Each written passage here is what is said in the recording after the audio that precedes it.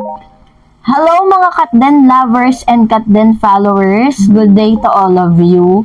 Because for today's video, pag-uusapan natin kasi itong si Mami Min ay napasigaw dito po sa news na nakarating sa kanya, no? Pero syempre bago yan, kung hindi ka pa nakapag-like, share at subscribe sa ating channel, please don't forget to like, share, and subscribe.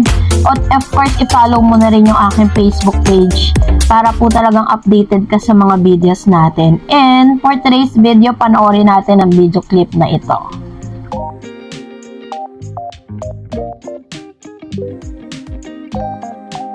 Kung ano, kinakabahan ako na. Hello! Hello, Snowy! Text na. Oo daw, hindi ko pa binubuksan. Open mo nga yung ano.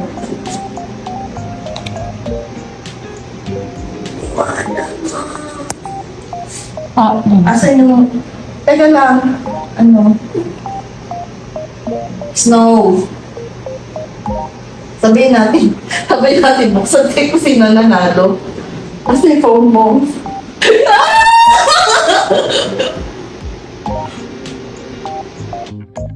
Wow!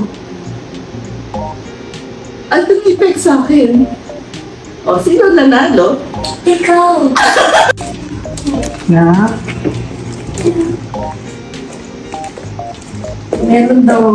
Meron daw iti-flex sa akin. Pero, di ko pa tinitingnan kung ano.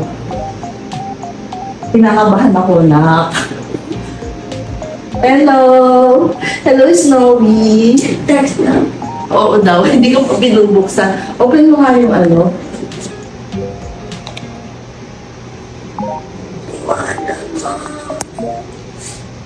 Asan yung... Teka lang. Ano? Snow. Sabihin natin, buksan tayo kung sino nanalo. Kasi yung phone mo.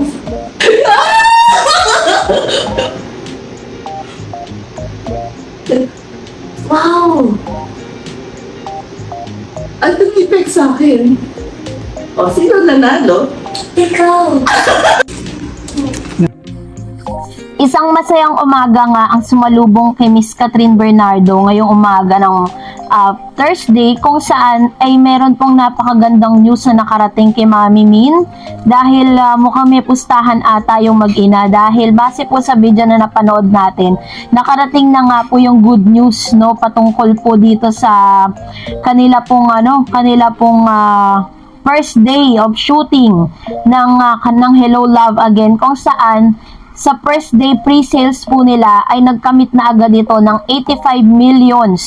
According po sa data, ay nasurpass po nila yung first day movie po ni Coco Martin and ni Miss Vice Ganda during the Metro Manila Film Festival. So sa unang araw pa lang po ay naka 85 million na. So how much more sa mga succeeding days? So ngayon pa lang talagang dinideklara na po ng kampo ni Catherine Bernardo, ni Alden Richards, maging ng HLA team or Hello Love Again team, na talagang ito na po yung tinatawag na success, no? Dahil umpisa pa lang kitang-kita na natin yung suporta ng mga Katden at lahat ng mga Pilipino dito po sa Pilipinas, maging sa abroad.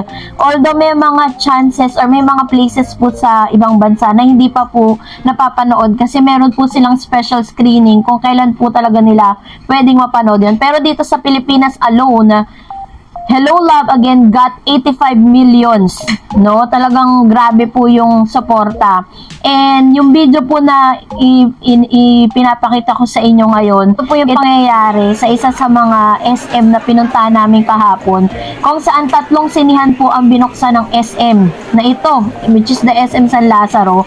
Binuksan po nila yung 3 sinihan para po ma-accommodate lahat ng mga moviegoers ng sabay-sabay, kasi parang may mga may mga oras kung what time yung availability, kasi most of the time parang sa observation ko, mas marami talaga yung nanood ng bandang pahapon na kasi mga galing pa ng trabaho, 'di ba? So kasi nga may school kahapon, tapos meron din pong mga trabaho. So talagang yun po yung pinakamaraming at napuno talaga yung 3 sinihan ng SM San Lazaro.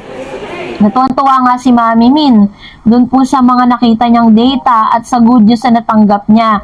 And of course, syempre po, medyo malungkot lang sa ibang part dahil marami pong mga nakapanood na ng Hello Love Again na parang ini-spoil.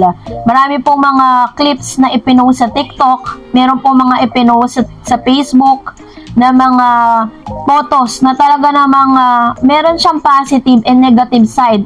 Sabi ng ilang mga netizen na parang sinasabotahe daw ng mga bashers yung movie ng Kat din. Pero meron po siyang positibo at negatibong epekto para sa mga manonood. First is parang nagkakaroon po ng curiosity yung mga tao na manood kung ano ba talaga yung pinagmulan at ano ba talaga yung totoong nangyari dun po sa mga love scene, yung mga intimate scene. Yes? Dahil nakita nyo na rin naman po, no, na talagang meron pong mga ganon. At paano sila humantong doon. That is the most exciting part. At kapag napanood nyo na yan, pwede nyo pong i-comment sa comment section natin kung ano yung favorite part at kung ano yung mga takeaway ninyo. So, kahapon po nanood po kami ng movie with my daughter. Yan. So, nakita namin kung gaano po kudos talaga dun sa editor and dun po sa gumawa ng script. Napakagaling, napakaganda, talagang nailabas nila yung pinaka best at masasabi ko talaga na Miss Catherine Bernardo is really a good actress. She's amazing actress at alam niya talaga kung paano niya aatake, paano siya atake dun sa mga scene. And of course, syempre bigyan ko lang kayo ng konting i-spoil ko lang kayo dun sa mga intimate scene nila, no. Yes, there is an intimate scene dahil yun na nakikita na natin ngayon sa social media eh. Pero panoorin nyo dun kung paano nila ginawa yun in a very nicest, parang hindi ganun kalaswa, hindi pambiba max na tinatawag, 'di ba? Although nagte-trending siya ngayon sa Twitter or sa X, parang binabash ngayon si Catherine kasi parang sinasabing nanabik daw si Catherine sa mga halik ni Daniel. So kung makikita po ninyo, may mga usap-usapan sa Twitter na imbes na ang mag-trending yung movie daw ni Miss Catherine na Hello Love Again, ang nag-trending si DJ kasi habang nanonood po kami, yan yung sigawan, naririnig nyo po ba? Yan yung sigawan sa sinihan. Kung pwede nga lang i-video namin yung aming mga itsura habang nanonood kami kasi it's a roller coaster movie na masasabi talagang grabe po, papaiyakin ka, patatawanin ka, pakikiligin ka and all. Ganon po yung naramdaman namin. At kung paano po nila yon pinartray, and nire-recommend ko to sa lahat ng mga, lalo-lalo na po yung mga kababayan natin na may mga nagtatrabaho abroad.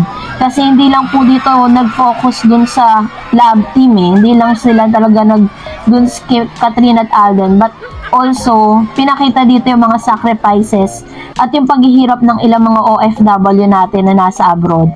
And napakaganda pong movie. Kaya pala sabi po ng ilang mga critics, ng ilang mga articles na talagang ang atake daw nito is very matured role.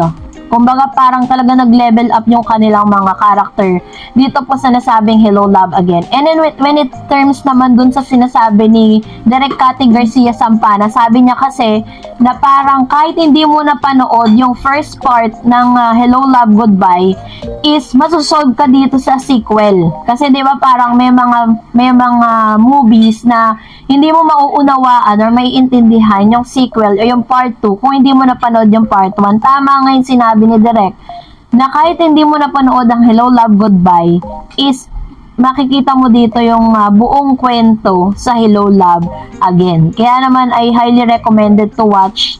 Na i-watch nyo po yan sa sinihan dahil talagang napakaganda niya. And of course, syempre po, pinapaalalanan din natin ng ilan na please don't get any clips. Kasi 'di ba parang ano yun eh, parang foul kasi yun sa part po ng mga movie makers, 'di ba? Parang ano eh, yun po ay form ng fraud, 'di ba? Kasi pinaghirapan po nila yon. Hinintay natin ng 5 taon. 'Di ba? Ang dami mga kababayan natin talagang excited to watch that. Tapos makikita lang natin sa social media. Nagbayad po tayo doon ha. Hindi lang po basta ano lang yan, libreng pinanood. But of course, nagbayad tayo. Tapos bigla na lang siyang ilalabas sa social media ng ganun-ganun lang.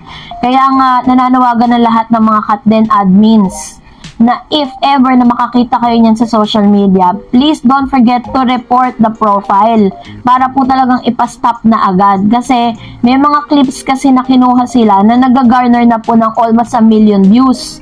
Sabi ng ilan, katulad ng sinabi ko kanina, there is a positive and negative na mga feedbacks. Pwedeng nakakatulong siya to form a curiosity sa lahat ng mga moviegoers to watch that movie. And secondly, parang binabawasan natin yung excitement ng mga manonood to watch that particular movie. So, without any further ado, I recommend you to watch that movie kung hindi ka pa nakakapanood sa mga SM malls. And ang good news, hindi lang 900 but as of today, meron na pong 1,000 cinemas nationwide and worldwide mapapanood ang Hello, Love Again. So, kung napanood mo na yung movie na yan, pwede ka mag-comment sa comment section natin kung ano yung favorite part mo. So, that's it for today. For more videos and updates, please don't forget to like and subscribe. And please don't forget to follow my Facebook page, Dar Eds TV. God bless everyone!